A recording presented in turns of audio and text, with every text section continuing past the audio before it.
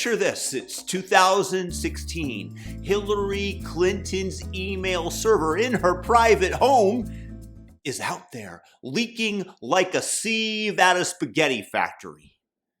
And the Democrats are sweating bullets. They're like, oh crap, the public's sniffing around our dirty laundry. Quick, somebody invent a boogeyman. And poof, like a bad magician pulling a rabbit out of a vodka bottle, they conjure up Russiagate. It's the perfect distraction, like throwing a glitter bomb at a funeral. Guys, as we get started, please thumb up this video. It costs you absolutely zero to do. Comment with your thoughts on this matter if you think I got something right or wrong. And if you like this content and you subscribe. Don't look at the emails. Forget about the emails. Look at Trump shaking hands with a Russian guy who once ate borscht. Treason. Treasonous Trump. Forget the emails. The whole thing was cooked up in a DNC war room that probably smelled like stale kombucha and desperation. Hillary's team, the CIA, the FBI, they're all sitting around like a knockoff Ocean's 11, but instead of robbing a casino, they're robbing the American people of their sanity. Let's pin it on Putin. He's got that shifty face, and everyone hates him anyway. And so they spin this yarn up about Russian hackers, Trump Tower meetups, and golden showers in Moscow hotels with prostitutes. Because, nothing says credible intelligence like a plot line ripped out of a rejected James Bond movie script. And now, oh baby, we've got the smoking gun. Leonard Bernardo, probably some guy who sounds like he runs a deli, but is actually deep in the CIA's Rolodex, working with the Soros Foundation Open Societies, drops a bombshell tying this whole clown show to Hillary herself. Surprise, surprise! This is like finding out the Titanic sank because the captain was texting. And we've got the receipts, folks, and they're written in Clinton Foundation letterhead. This wasn't just a lie. It was a lie so big, so massive, that it needs its own zip code. They didn't just subvert an election. They subverted gravity, logic, and the very concept of any shame.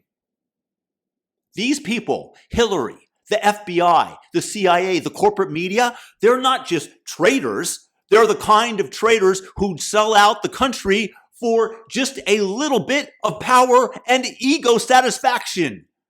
The media.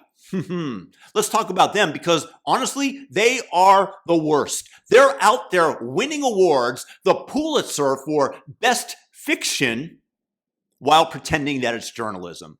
CNN, MSNBC, the New York Times, they're like, we uncovered Russia collusion, read all about it, hot off the press.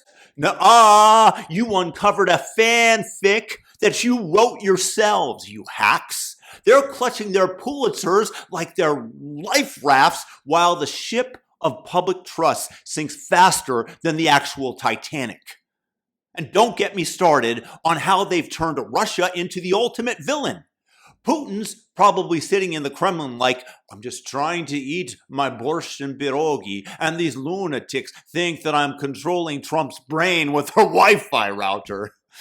They made Russia the boogeyman so hard that trying to talk peace with them today or then is like admitting you collect Soviet propaganda posters unironically, which, by the way, in today's Democratic Party is not such a far-fetched notion because they're frickin' commies. But you want diplomacy with Russia? You must be Putin's pool boy. He'll snap you with his next towel. And guess what? This hysteria didn't just tank Trump's first term. No, you know what it did? It laid the groundwork for Ukraine getting turned into a geopolitical piñata.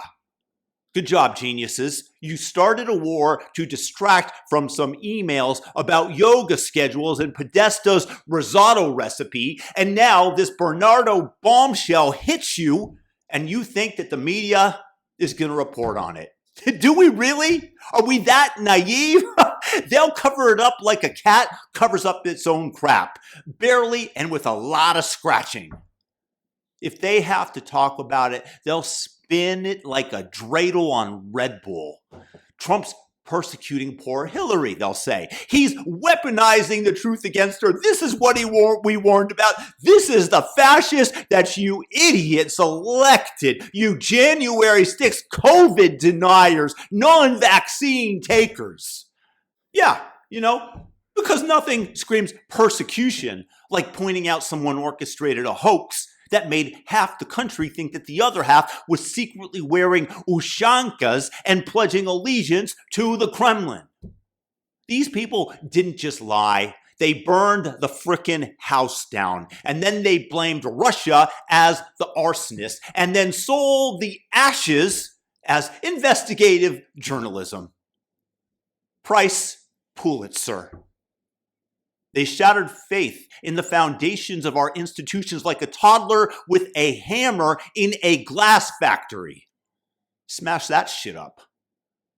The FBI, the CIA, the media, they're not just broken.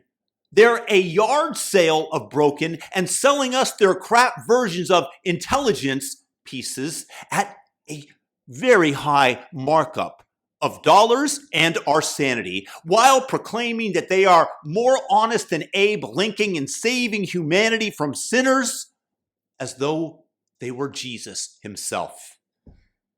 And the worst part, the traitors are still out there sipping their taxpayer-funded $10 Starbucks pumpkin spiced lattes, patting themselves on the back, and like the roaches that they are, they scheme about how not to be squashed by rightful incoming justice, and then how to grab the reins of power and finish off those who resisted them to begin with. Lock them up? Only if we get to pipe in the false headlines and lies they told us over and over again via loudspeaker into their prison cell for the duration of their sentence, which in my opinion should be eternity. But you know what the odds are that this is going to happen? Zero, or rather close to zero. And if for some reason we don't hit the lottery, they're going to bide their time and they're going to come back next election cycle and turn us into some shit-stained authoritarian state like North Korea, England, or Canada. Now, if you'll excuse me, I'm going to go scream into a pillow and pretend that I didn't just lose faith in humanity all over again.